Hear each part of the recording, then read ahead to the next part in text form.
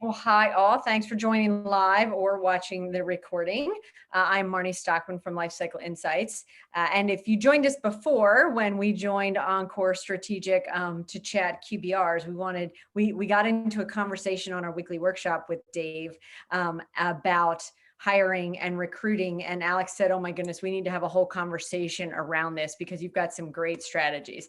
So I'm excited to introduce Dave Cava from Encore Strategic today to talk about the whole recruiting, hiring process, kind of all the things. I think what I put on all the social media was like, are you growing? Are you hiring? And I think everyone out there is saying yes. So we have quite a few folks say, sign me up for this one. I want to hear what you have to say. So Dave, welcome. Thank you. Excited to be here today. I really am psyched to do this. This is fun. Well, it's fun when you get that area. Like I geek out about customer success and people say like, yep, she's a customer success nerd, right? And so you geek out on this. So it's fun to have someone passionate about, what they're speaking to. It brings a lot of energy to the room. I remember kids saying, Miss Stockman, I don't even like pre-calculus, but you're so jazzed about it that I kind of want to come to class. And I took that as a huge compliment. So I wish I had you for pre-calculus. It's the only class I ever dropped in college. So definitely I could have helped you out. Well, I'll tell you, you're a teacher, and I tell people I was not a born entrepreneur. I'm really just a frustrated teacher. So there's nothing that gets me wired like feeling like I figured something out that maybe other people haven't, and I can explain it to them. That's what God put me on earth to do. I like that. So in the world of that, how did you wind up recruiting for MSPs? Like, I'd like to hear the backstory because I think it sets the table nicely for this conversation. It is a long and sordid tale. So I started an MSP with a partner in 2007, and we were just crushed with work immediately. I know it's hard to believe. There's circumstances around it, but we did $1.4 million in our first 8 months. All these grandiose plans about putting processes in place and having structure, and it all kind of went out the window to handle. I would say not at that growth rate. we were playing from behind from the very beginning. We were 12 people at the end of 8 months. So business kept growing and doing well, at least well on the top line. And we joined peer groups and stuff, and we were growing extremely fast. We continued to grow. We made the Inc. 5000 7 times in 8 years of eligibility. We're in the Inc. 5000 Hall of Fame, for whatever that's worth. But we weren't making a lot of money. And this set me on this quest to kind of find companies that were more successful than we were, to able to grow as fast as we were, but able to make a lot more money in the process. And I did what I was saying before. I went around and picked their brains, and to the point of I've learned how to be obnoxious when it comes to that kind of thing. I would just chase people down and just beg them to let me interview and let me talk to you, and I would ask them things like, how do you continue to be profitable when you're growing quickly? What do you do better than other MSPs? And I never set out to become a recruiting guru. I set out to figure out how to make my business profitable, and so I interviewed 3 or 4 companies that were all rapid growth MSPs that were making more money than we were, and I looked for common denominators, and the biggest common denominator I found was that they all hired totally differently than we did, and totally differently than most MSPs that I knew. The way they recruited and hired was apples and oranges to the way that most people did it, and they were all doing similar things. So I really perked up at this and said, wow, that's the only thing I can find that really stands out. And they were really focused on entry-level talent. They were very particular in how they scouted out that talent. They had very formal processes around recruiting that talent and then training that talent when those people came in, and they had really figured out how to build an effective team that functioned as a team, that wasn't overpaid. And, when I talk about like we learned to get excited about hiring, it's because we weren't in a defensive position when we were hiring. We were excited to find good people because we weren't desperate for good people, at the same time, all that research was going on, my company was going through some serious growing pains. As I said, we'd grown very quickly, and we'd grown to the point where we're about 25 people or so. And I had learned a lot about MSPs. I was running around doing a little speaking here and there. And I had studied different plateaus in MSPs, and I knew, the first major plateau is, of course, hiring your first employee or two, but really the big one that they talk about, I call 10 guys and an owner. Right? It's the owner's at the top managing everything. Most things go through the owner. It's got a bunch of resources out billing, maybe one or two people helping with little administrative stuff, but the owner's really at the top of the pyramid when it comes to most of the things going on in the company. Yeah. That's really tough to grow past. The organization needs to change. You can be very profitable there. You can have a tremendous lifestyle business, but the organization needs to change and reinvest and get additional people in leadership positions if you're going to grow past that point. So we're 25 people, but we had 2 owners. Yeah, I was like, it dawned on me that all we are is the 10 guys in an owner company, double the size, and totally maxed out. And we figured out that we really need some middle management. We were completely flat. I had at one point like 22 people reporting to me or something. Oh, not okay. Which means none of them were actually getting managed in reality. So we introduced middle management. We started to introduce processes and procedures. And this first wave of employees that had come to work for us were like, well, why should I report to someone else? I've always reported to an owner. Why are you telling me how to do my job? I've been doing this job for 6 years, And so we had this old dogs and new tricks thing. And we're like, we can't go backwards because we're stuck if we can't grow anymore in the structure that we have. And essentially, some of those people were managed out of the company. And by that, I mean, given poor reviews, and eventually they left. A couple were fired, and a couple reformed and stayed with the company and are still with the company that bought us in 2019. But we continued to grow rapidly. We were losing people in key positions, and all that to say, we had a 12-month period where we spent $152,000 on recruiters. And that was at the same time I'm doing all this research on these high growth, high profit companies that had all brought recruiting inside, some of them when they were no bigger than we were, right? And I just said, I think we're going to bring recruiting in-house. I think I want to try it. I don't think we've got anything to lose. If I can do as good a job, and it wasn't a particularly good job, on less than $152,000, we come out ahead. So I hired somebody. She really didn't have any recruiting experience, and I didn't want someone with a lot of recruiting experience because I don't want someone coming in and thinking they know everything. I pulled her in. She had been a manager for Yellow Pages Online. She put together her own team. And I just said, here's all the research I've done. We're going to develop a recruiting process, and then we're going to follow that process, and we're going to do it together, right? And so we did that. 3 or 4 months, we laid a bunch of groundwork. We put all these steps together. And then it was just like, okay, the plan is there. Let's try the experiment and see if it works. And it was tremendously successful. We cut our average help desk salary by $9,000, which was about 17%. We cut our time to hire by about 50%. Ooh. And our 1-year satisfaction rate with our hires improved significantly as well. So fast forward to 2019, sold my MSP, went to work for the company that bought us for a year. And then just as that ended, I was going through some family stuff. I had a sick child, and then COVID hit. And it was all the time I'm thinking, what am I going to do next? I'm like, I think I really figured some things out with recruiting. I think I can do recruiting for MSPs.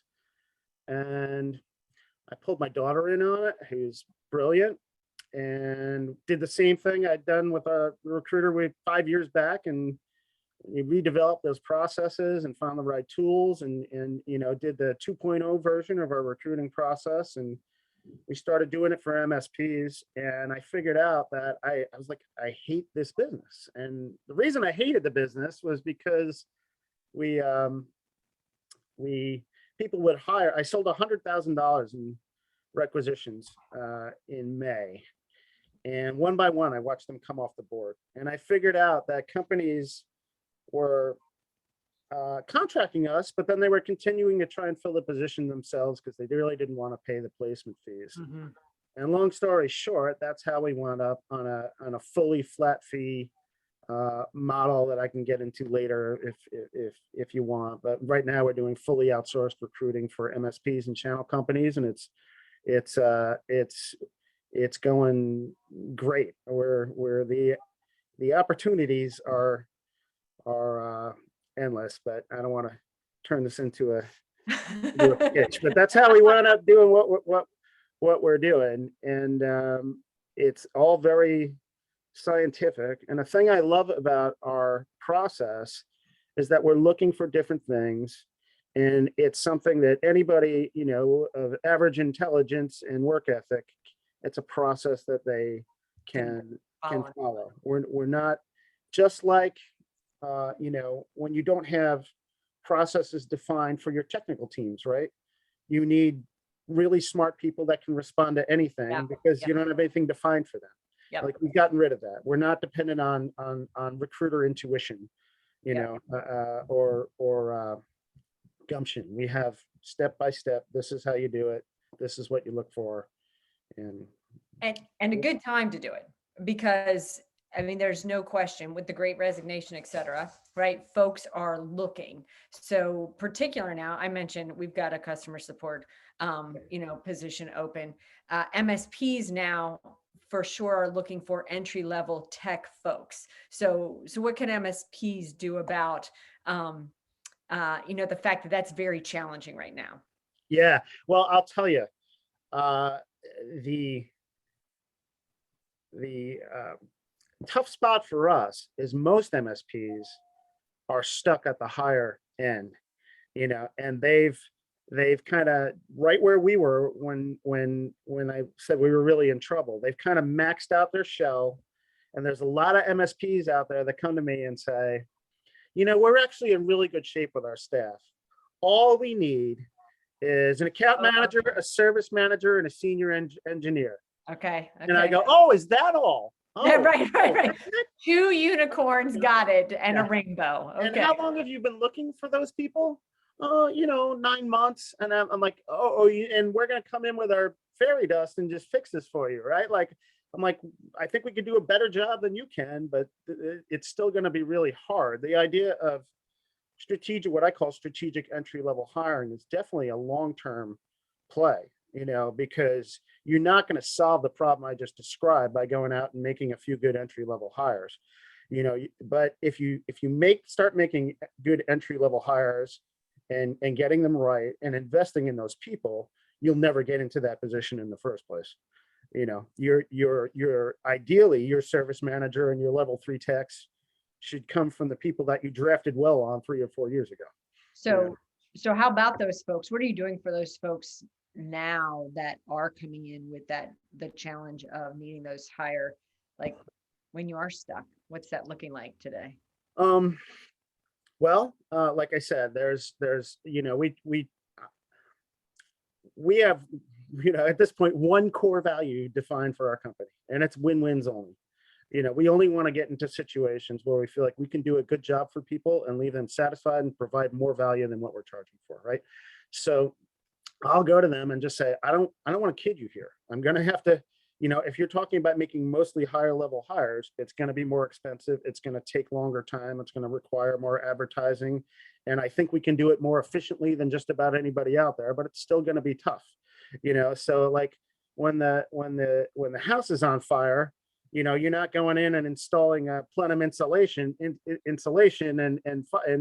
buying fire extinguishers. You're first thing to do is put out the fire. So, I mean, when they have those needs and those needs are legitimate, there's definitely times. The first thing we do, I'll do is just say, there's no charge here. You know, we do business coaching and stuff like that too, but that's not what this is about. Let's sit down and go through your org chart, you know, because I can help you with your hires, but if you're willing to have another set of eyes, you know, I might have some ideas on hires that will make your company healthier versus doubling down on some of the dysfunction that's developed in your company.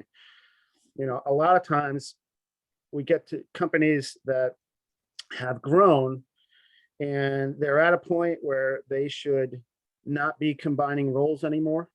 You know, you get the whole, well, I really want a project manager, but I also want him to do some account management, and he might have to fix things sometimes. And then, you know, as long as he's in there, he should probably do some inside sales.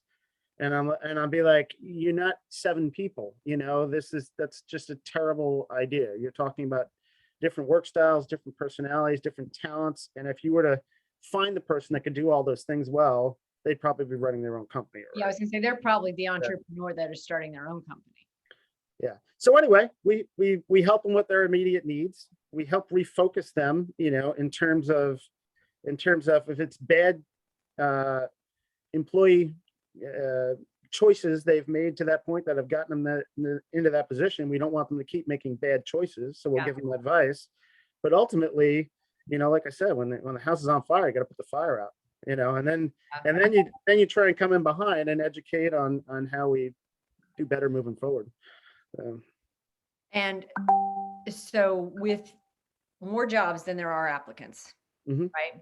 What do you feel like you do differently than just flood LinkedIn with a post and hope for the best? Yeah. Well, asking for a friend. Yeah. This friend that might have a little problem, you know.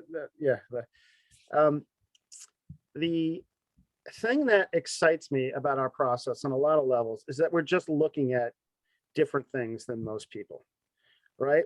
When you look at how most MSPs hire, probably 75% of what they're looking at is somebody's skill set and experience, right? They want to know that they can plug and play someone into a job. Yeah. They're desperate. They should have hired 6 months ago, or they just lost somebody key. They're overwhelmed and don't want to babysit people or train them. And what they're really looking for is, you know, to get somebody who's going to fit perfectly in the role and be able to do it from day one and not need a lot of coaching and not want a lot of money. Right? eBay for that one missing puzzle piece and hope that you know, it's going to show up in your envelope. Yeah, that's a really good analogy. But so we tell people, you know, we are. There's a couple different ways of looking at it. Some say, you know, hungry, humble, smart. That's one. You know, that's a pretty famous book about 10 years ago. You know, we talk about attitude and aptitude and team fit or culture fit, you know, and those things are just as critical. So when I had my MSP, when we had Proactive Technologies, you know, I said we definitely learned some things the hard way, right? And we hired a number of people with really good resumes that kind of had the pedigree, that had been to the good colleges, that had the computer science degree, and we started to realize, you know, these people don't necessarily work out better, but they're more of a pain in the butt. You know, they want a review every 3 months. They want raises right away. They don't necessarily work real hard. They want their apartment in the city. They have their school debt, and it's just like, we started to look for different things. We started to look for people that were self-made. We hired a lot of first generation immigrants that had been in the country 3 or 4 years. We hired a whole lot of people that had put themselves through crappy tech schools and community college. Between you and me, you know, like no one can hear us. We hired a lot of people who just seemed that had been toiling away at non-tech related jobs, but that involved a lot of hard work and customer service. We hired doormen, we hired restaurant workers, you know, who had been going to Chubb or whatever the tech school was on side, Perscalis, there's a bunch of them out there. The and and we started a lot of them as interns and brought them through the ranks. We wouldn't hire interns unless we thought there was potential to bring them on full time. And we just figured out that, our kind of guy, or girl was the kind that had worked very hard to get where they were and was kind of driven to succeed and was hungry.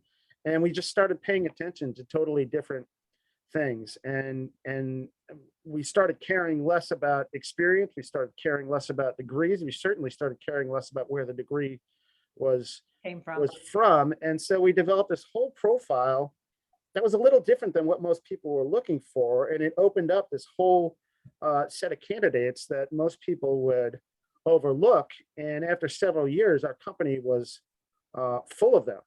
My top 2 engineers that are now, other places making 200 grand a piece, neither one of them finished college. They were both immigrants from Ecuador who had taught themselves perfect English as teenagers, but if you were to get their resume when they're 22, but we learned to stop throwing them over the shoulder and say, "Ooh, there's something here," So we didn't talk about this ahead of time, so you can tell me you don't want to answer the question, but I'm super curious how you think those entry-level resumes will look differently because of COVID. And I say this having just hired someone who, if I can say, opted to go to a lower tier school, one, to be near his grandmother, and two, with COVID, so I have college age children, right, that have opted. One of them was like, I'm just going to do community college because it was remote, then decided not to do that at all and went to work for CarMax.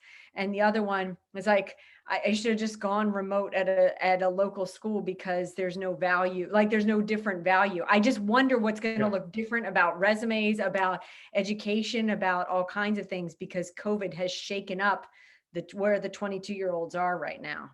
It is,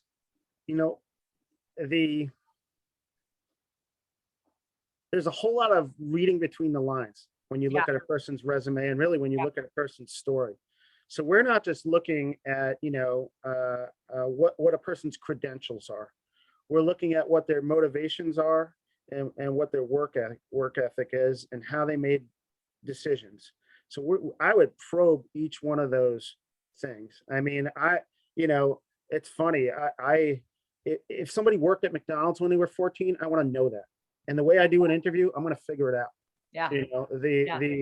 If someone was captain of the lacrosse team in high school, I'm going to figure that out.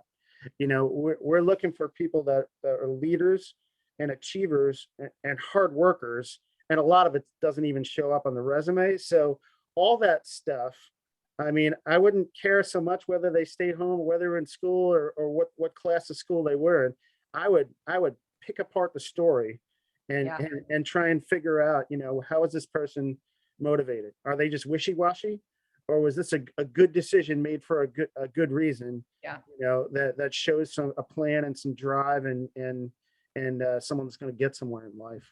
Also curious, same thing, sort of along the same lines of like longevity in a position, especially again, knowing that recently historically, if I saw lots of job hopping, I'd be like, nope, but it's probably not going to work for me. Still true, maybe a little different or grace with the time periods we've had. Any thoughts on that? First of all, it's harder with younger workers, because some of them just haven't hit that job where they're going to be there for 3 or 4 years or more. Oh, yeah. But in general, I want to see long stints at jobs. And if they're not long stints at jobs, I want to see good reasons for leaving a job and going to another one. I want to see, the best answer that's a question that you should ask about every single job on every single resume you ever look at. Tell me about how you wound up leaving that job. Tell me about how you wound up getting the next one. And, the magic answer is my boss left and took me with them. Chances are about 75% I'm going to hire that person, because the right then and there, and sometimes you hear that happen 3 or 4 times, like and I do get concerned even with COVID about the people that stayed home for a year and didn't do anything. I mean, yeah, for whatever reason. And I'm not judging people's, medical fears, and some people have elderly relatives at home and whatever, but like anybody that can stay home for a year and do nothing, who wasn't in my situation, like, I'm just a little bit like, I don't know, like you just want to see some drive or passion for something. Some drive. Yeah. Hopefully there's a lot of great artwork or something indicative of like some productivity during that time. Show me your portfolio. Yeah. So how does this approach kind of play in an area with increasing needs for diversity, equity, inclusion, et cetera? I feel like this is a great strategy for it, but tell me your take on it. Well, I mean, when you think about it, why do the disparities exist in the first place? And they do, right? We all know that. We all know they do. And a lot of it, especially when it comes down to race and class, is because they don't have the previous generation's shoulders to stand on, right? When you look at who was going to college in the 50s and 60s, it isn't these families. When you look at people that come from the inner city, a lot of them, first generation is going to college now. So and it makes it so that if the way you judge a resume is based on the quality of somebody's college and them having completed college, you're going to skew towards people that have had generations of success in their family, right? And for us, again, we just kind of turn that into a competitive advantage because what people don't realize is they equate college with hardworking and smart. And it's a dirty little secret, unless you talk to Mike Rowe, like that there's a whole hell of a lot of people in college that aren't that hardworking or smart. There's a lot of people that graduate from college that aren't that hardworking or smart. And there's a lot of people that don't go to college or don't finish college or go to a cruddy college who are extremely hardworking and smart. And so we feel like our process kind of sets aside most of what other people are looking at, and we're going to suss out the people that are hardworking and smart that don't necessarily have the pedigree. And a lot of those people are going to wind up being from, minority backgrounds that aren't coming from traditional places of power. I love telling the story that, we never paid any attention to that stuff. I mean, and the fact is that's a slight exaggeration, because if I had a role and there were two people that were equal in every way trying out for that role, and one was a woman, I will just say that because they're so rare in tech, or a minority, and everything else being equal, I would take the woman or the minority. I give them, but if we just always look for the best person for the job, unless it was a tie. And in looking for the best person for the job with the lenses that we developed, we wound up, when we sold the company, we had 45 people representing 16 different, nationalities. It looked like the UN, every shade, every flag. You should have seen what my office was like during the World Cup. Whole thing was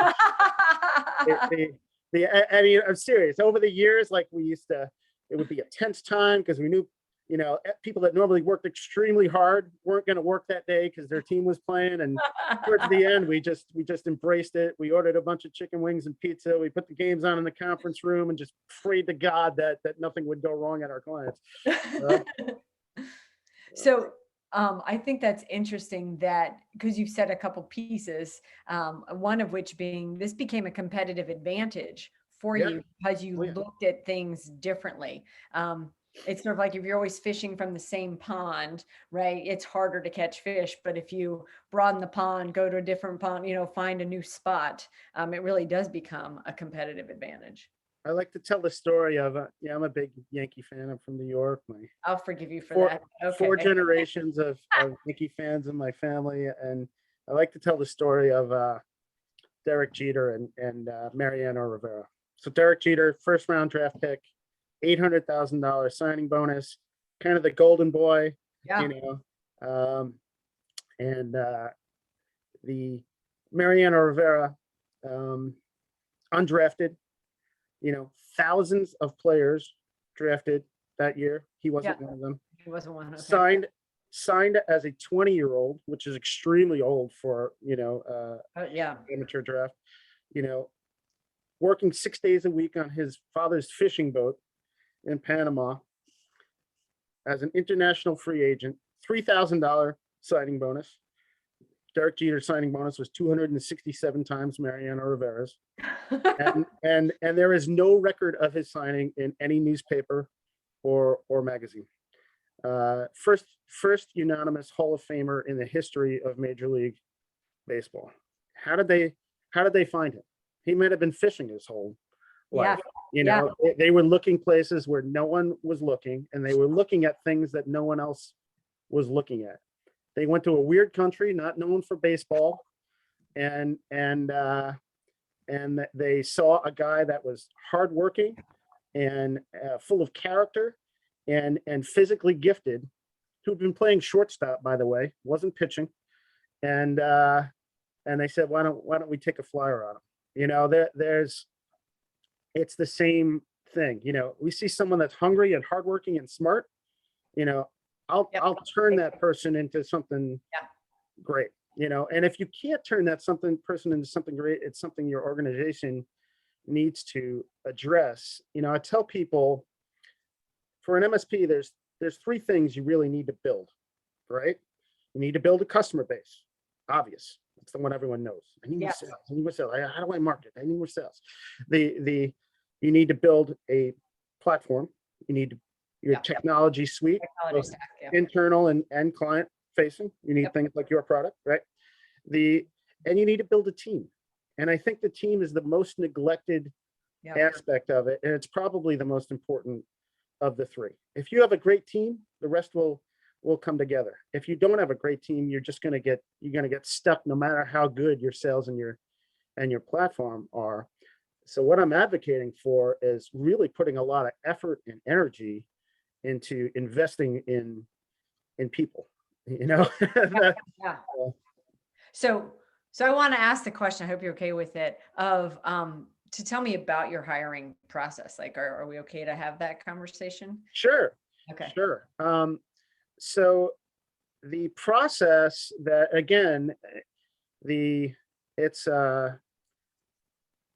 all we did was take bits and pieces of things we learned from other companies and put together our own mulligan stew. Well, that's the best way to do it, right? It's funny. I have a recruiting client now that just said, I'd love to take it in-house in a year. And I said, I'd love for you to let me advise you on how to do that, because I'll take you through the process we went through. You'll come up with your own version that's a little different than ours.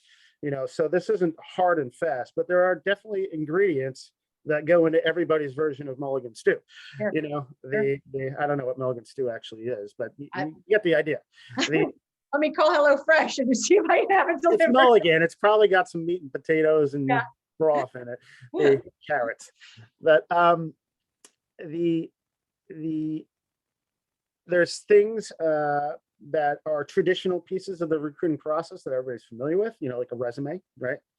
We look at resumes like everyone else, but we look for different things. So we have a whole guide on how to sift resumes, right? And we're looking. They hired at 14, apparently. I just heard you say that. If they worked at McDonald's at 14, I want to know they were an early job hunter, That's right? True. Yeah, that's true. And usually the way I'll start I'm jumping ahead now, but the way I'll usually start an interview is, with high school.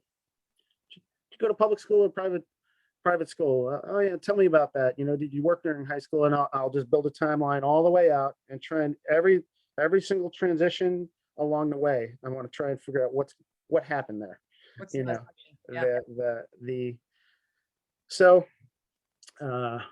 Again, review resumes, but we have a certain set of lenses that we look through there. I guess I should back up and just say we start with an ad, just like everyone else, but our ads probably don't look a lot like a lot of typical MSP ads, because most MSPs don't know the difference between an ad and a job description.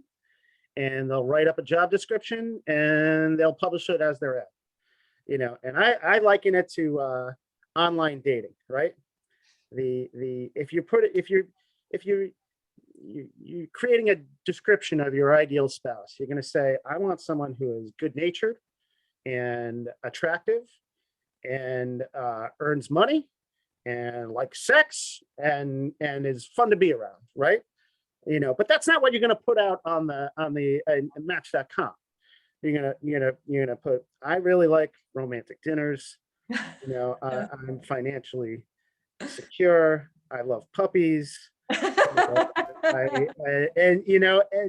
And recruiting is sales. So that ad is not going to focus on your job. It's going to focus on the potential employee, right? And you're trying to, it's bait. You're trying to attract the right kind of candidate. And it's almost like a lot of these ads you see are almost like, they're almost like aggressive. Like, don't even think about applying for this job if you're not, blah, blah, blah. It's like, that's, we're trying to attract people here. Yeah. We're not trying to smack people down. Yeah. This is bait. We want them to go, oh, that's a job I want, Yeah. We're focusing on them. We're talking about how good a career it is, how good a place to work it is. So do that. Resumes, again, different set of lenses for the resumes. We use a job application. A lot of people think job applications are antiquated and useless, but we're trying to accomplish some very specific things with our job application, right? We are asking for some personal information that we're going to go back and use when we do our background check later on. We're getting permission to do that background check. We're getting a sign off there. We're getting a job history that then we can compare to their resume for discrepancies. We're figuring out which of those jobs they're fine with us contacting, which ones they're not. We're seeing who they put down for references. We're figuring out if there's any physical limitations that will keep them from doing physical work. We're finding out if they're okay with working nights and weekends. So it's not like we're just going, it's not a go through the motions thing for us. It's like we're trying to get answers to very specific things. And all through this process that we call layer filtering, we're looking for ways to discard people. And I know that that's a pretty terrible phrase, discard people, but the idea is, you've heard the commercial, you're looking for the needle in a haystack. I say the best thing to do is get rid of as much hay as you can. Yeah, absolutely. So we're trying to find flaws that people often miss in the recruiting and hiring process. We're sifting with a fine-tooth comb, and every time we find something that is a showstopper, you're gone. So that all that's left at the end is really good people. And then there's a battery of tests. Starts with aptitude testing. We do emotional IQ testing. We do work style testing. And basically the way this is structured is that often we'll get a resume, recruiter will contact the person and say, really like your resume. I got this job. I think you're really going to be excited about it. It's a great company. Everybody we've placed there is so excited to be working there. This is the position. It looks like you'd be a great fit for it. Is that something you'd be interested in? The sell, right? You get them to commit before you tell them what the next step is, right? Yeah. Yeah, I think I would be interested in that. Oh, that's great. So let me tell you about our process. We have an online job application, that leads to a couple of quick aptitude tests. You think you'd be willing to fill that out for us? Again, it's sales, right? You're getting a commitment. Yeah, no problem. Okay, that's great. The idea is that, tonight when you're chilling out, you got a half hour of quiet time, uninterrupted time by yourself on a computer. I'm going to send you the link and you go ahead and go through that stuff, right? So sometimes they'll respond to an ad and go right through and do all that stuff themselves. Often you'll have to get the fish on the hook before you can get them to commit to a half hour time, because most applicants are not used to committing that kind of time to go through the process. So we'll have all of that information before we've spent more than 5 or 10 minutes on a candidate. And the idea here is that this is all stuff you can train a low to mid-level employee to do. It's part of the secret sauce, is that eventually, that this stuff doesn't work good if it's managers and owners doing it. And it's not that they're incapable of doing it. It's that they don't have the focus and the time to do it right. Yeah. It's not hard to do, but it requires focus and time. Sure. Right. And so when managers and and owners wind up doing the hiring themselves, they're not going to go through all those steps. Yeah. They don't have time. They'll get a resume, they won't have a chance to look at it for 4 days. And then they'll just say, this one's good, get them in here. Okay, I like that one, hire them. Yeah. And they wind up with a lower success percentage because they've missed a lot of clues. They've skipped a lot of details. For us, we're collecting all the clues we possibly can to come to the best conclusion we can, as to whether this employee is going to be a long-term success and a good fit. So it's interesting because, I typically in the MSP space, when I hear the word layer, we're talking about security, right? But the power of layer is really important because you are filtering and weeding out pieces. I definitely learned early on to have some gates that need jumping or hoops that need hopping. Just again, for perseverance sake, right? There's some things you learn just in having the task and also in just making gates for yourself to protect yourself, right? We always require a 5-minute video. I need to know some things from you, and this is the most efficient way for me to get them quickly. Can you follow some directions? And I remember that. That's a fascinating thing, and I dig it. Do you have the same issues with kind of having to talk people into doing that? I mean, so what's fascinating to me is that that what I'll call our best hire that we have made was, nope, I mean prompt, like LinkedIn post followed by a follow-up email. Like I got, okay, this person had somebody saying you will send thank you notes. And it is no question that I had responsiveness. And if I sent a task, it would be an immediate recognition of the task along with the time frame of when I could expect the task. And then the task was sent along with a follow-up ensuring I got the task. And I was like, okay, this human, my mother would like this human. So we should check this human. I'm going to turn that around on you, right? Yeah. Because candidates are evaluating us by the same criteria. So how many MSPs in responding to the candidates that they are recruiting are that crisp and efficient and professional in the process? Almost nobody. We're all overworked. We're busy. Yeah, interesting. When we can get around to it, and candidates are looking at us the same way we're looking at them. So we're not an MSP, right? And our customer support is known for being that responsive. And so they, in fact, got responses immediately. So that's interesting because that is an expectation from the support person. Like we are expecting that promptness. Yep. So I find that very interesting. Well, I tell people, that particularly MSPs that have been around for a long time, they came up in a different era. And they feel like they're doing people a favor by employing them. And that world is gone. People are doing you a favor by coming to work for you these days. I hate to say it. I'm in the same situation. I need people to work for me. Yeah. But this whole idea of I don't need to get back to you. You need to get back to me. It just doesn't exist. I would just assume that you're in a competition with 5 other companies for every good candidate you come across. Yeah, no, I think that's and it's not just about money. Yeah. Some of it's about, it's culture, like for sure, remote work, those types of things. You think about this recruiting process as a courtship process, right?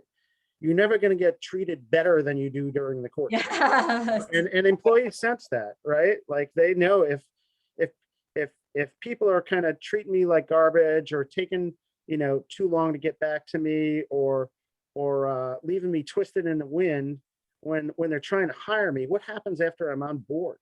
They obviously don't value people all that much, and it's really important the way we come across. There's a fundamental decision that MSPs need to make, and it's how important are my people? And if they really are as important as I'm saying they are, you better treat them like it. The ones that are already on board and the ones that you're trying to get on board. Oh, absolutely. Yeah, I remember an RFP situation where someone said this was like dating, and they're never going to treat us any better than they do right now. Oh, I see some questions. So let me start at the beginning. Okay, so do you have a tried and true tactic to avoid egomaniacs? Oh, I like it. What is the one question that you can, Wow. I feel like we would always suss that out in the interview process just because we're so detailed. One thing I will say is that, we collect as much as, I call them clues. We collect as many clues as we can before we actually do a full-on interview.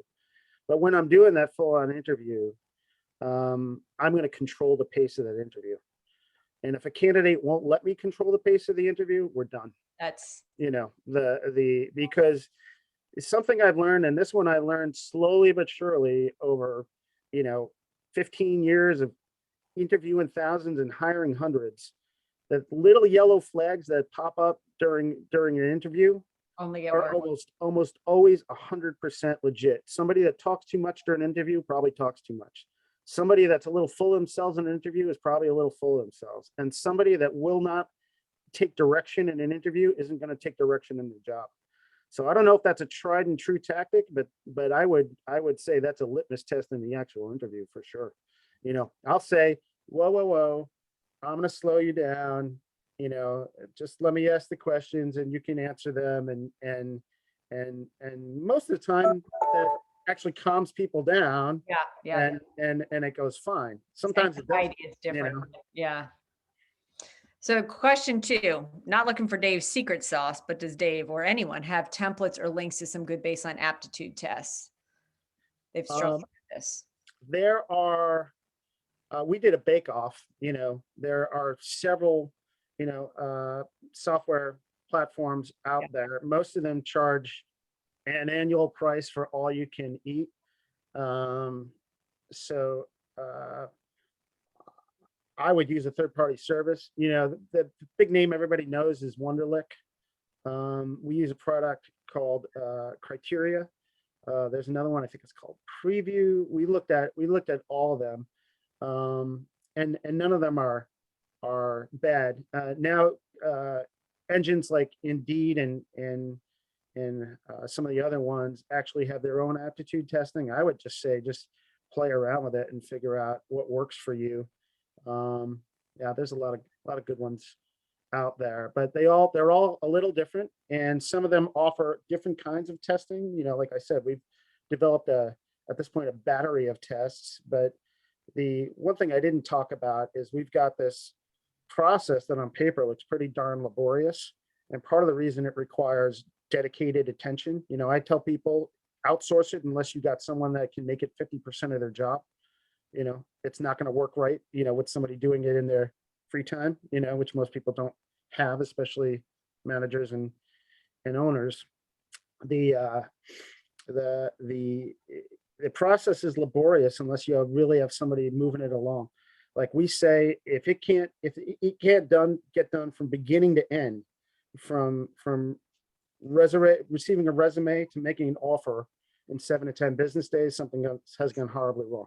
It cannot back down. It's got to ram it through. In these times, you're likely to lose them to someone else. I think that's really important. You will lose them, or they'll have 3 other offers on the table, and it'll cost you an extra 10 grand a year if you can get them. No, that to be able to accelerate, and I think that is definitely a takeaway that I have from you. It's like the faster this happens, the better it is.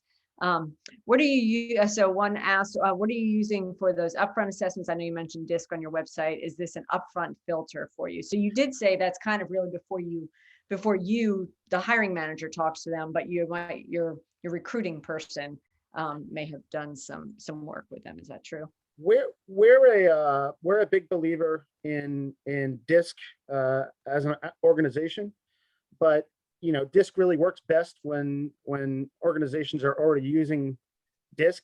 Like we're not gonna bring someone on as a recruiting client and try and make them use DISC. So for us, that's an optional thing. We encourage people to use it. We find that it's very valuable in terms of teams being able to communicate in a healthy way. But we do not, that's not core. It's not a mandated. Not core recruiting material for us. So you have a fellow Criteria user ask if which of the tests you find most helpful. Is there? The CCAT is our standard for technical positions. I've taken that one. I've taken that one.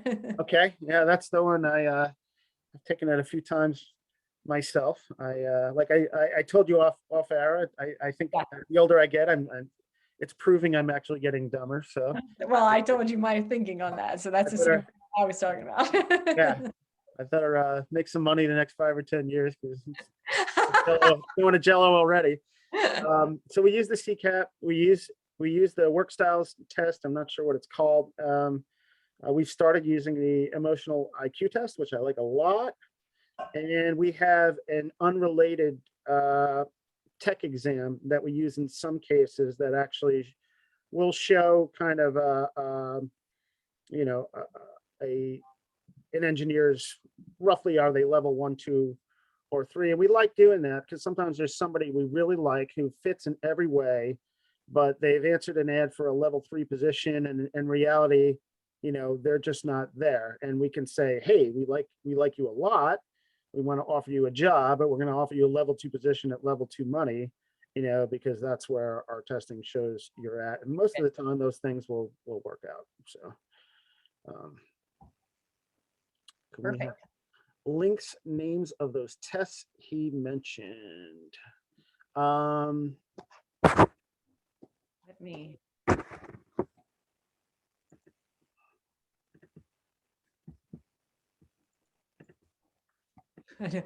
Googling. I think it's criteriacorp.com. Yeah. Yeah. So they have a whole platform called Hire Select. So basically, we have a candidate management system that's unrelated to criteria because we're multi-tenant and we're dealing with positions from different companies. But our testing is done through criteria, and it's just criteriacorp.com, and they'll give you a free trial. So you feel free to say you don't want to discuss, but we did have the question. Did you, what is the cost of your recruiting as a service? Do you want to talk about what it would take for someone to work with you? Yeah, I mean, it obviously it's not going to be the different companies are just going to have different needs, but I can kind of open up the kimono on how we price it and why we think it's such a compelling offering. Basically, we'll go to a company and we'll try and talk through them. We'll ask them how many of the hires they made in the last year, how many people the organization is, what was their revenue growth rate last year, and what kind of positions do they foresee making in the near future.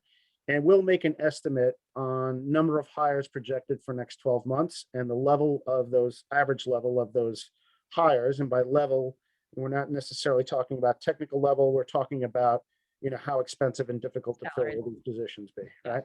So, and then that will give us a kind of a base number to work on.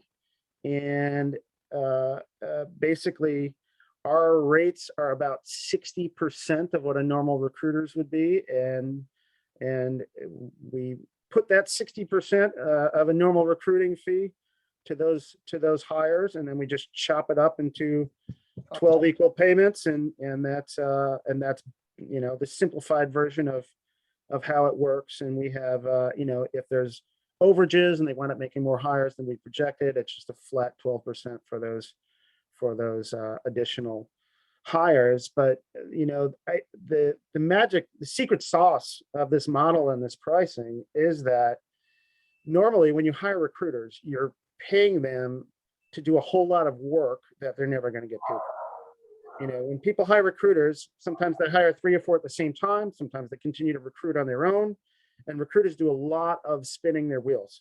They spend a lot of time and effort looking to fill positions that they're never going to fill, right? They also have issues with, someone craps out in the first 90 days and they have to refund them, right? For us, we don't worry. We don't have any of those worries. We're not competing with our clients anymore. It's a sunk cost for them, so they'd be pretty stupid to be spending all kinds of time and effort trying to fill those positions themselves, right? They can leave it in our hands. We're functioning as their outsourced recruiting department. We're functioning as their internal recruiting department.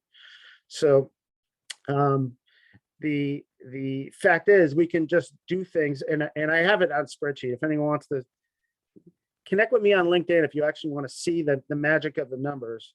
But basically, I can charge way less than traditional recruiters. It's recurring revenue for my company, which adds a lot more value to my company. And we can charge less because we're going to collect all of it. We're not going to, the reason you pay 20% with a traditional recruiter is because you're also paying for all the hires they try to make but don't. So we don't deal with that. Sorry for that interruption on my end. Perfect. Oh, I see. Is that the last of the? I love this question. Yeah. And we are exploring it. I have grand visions and schemes in the area of I will say nearshoring, because I like the idea of not going too far away and being someplace where we can get to without it being a 24-hour flight. But we don't have anything in place now, but we're looking hard to the future there. I foresee a time where, at least with certain kinds of positions, we can go to people and say, does this need to be in your office? Can it be somewhere else in the United States? Or would you be interested in nearshoring it, and provide 3 options there? And the fact is that the market is driving that. I do peer group facilitation, and it's probably at least 25% of the MSPs in my peer groups are doing some kind of nearshoring or offshoring at this point. And some of them, I've probably got 5% of the companies that are fully, more people. I wouldn't say fully. I'd say more people offshore than onshore. So the market's driving that. It's not going to stop. It's just going to be able. It's all about numbers and effectiveness, and it will happen to the degree the numbers make sense and it can be done effectively. So I am, as we wrap up, I'm going to make it easy and put your LinkedIn link right in the chat, because we're already getting asked how folks can contact you. So I think I know you respond there if you're good with that. Yeah, LinkedIn is great. And you can just put my email address up there too, if you like. Okay, perfect. I will do both of those things. All right, here is your LinkedIn. And you are Dave at Encore Strategic. It's just EncoreSC.com. Oh, EncoreSC.com. Perfect. We've got a new domain that we put into production this weekend, but we're not ready for prime time yet. So. Okay, EncoreSC.com it is then. Perfect. Well, I thank you so much. I think it's always a good sign when you get questions all the way to the end that I knew you would deliver value, because I learned a lot from talking with you about it. So thank you very, very much. And folks, thanks for participating. If you want to reach out to Dave, there are a couple ways to get in touch with him. I had fun, and I'd love to be back whenever you like. So. Awesome. We'll do it. Okay. Thank you. All right. Bye-bye. Bye.